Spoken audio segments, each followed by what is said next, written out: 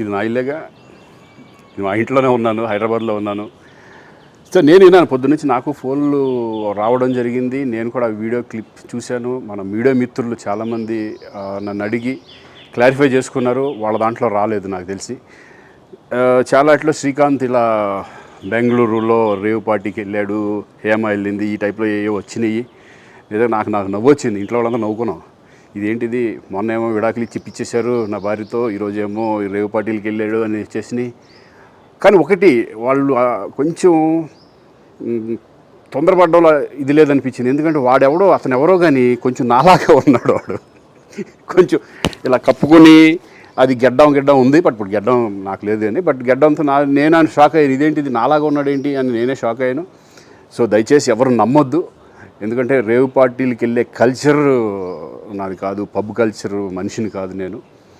ఒక్కోసారి బర్త్డే పార్టీలకి వెళ్తాము, ఒకవేళ తెలియకుండా ఏదైనా వెళ్ళినా ఒక హాఫ్ అన్ అవర్ నుండి వచ్చేస్తాను తప్పితే అటువంటి ఏమీ లేదు. రేవ్ పార్టీ ఎలా ఉంటుందో కూడా నాకు తెలియదు. సో దయచేసి ఎవ్వరూ ఈ విషయాన్ని నమ్మొద్దు. హ్యాపీగా నేను హైదరాబాద్లో ఉన్నాను, మా ఇంట్లోనే. ఇప్పుడు మా ఇంట్లో నుంచే నేను ఇది చేస్తున్నాను. సో దయచేసి మీడియా మిత్రులందరికీ కూడా నేను చెప్పేది ఏంటంటే, ఏ విషయం కరెక్ట్గా తెలుసుకోకుండా మీరు కూడా థంబ్నైల్స్ పెట్టేసేసి, నా బొమ్మ వేసేసి రేవ్ పార్టీలో పట్టుబడ్డ శ్రీకాంత్ ఈ టైప్లో వేస్తున్నారు. కాబట్టి దయచేసి ఎవరు నమ్మొద్దు.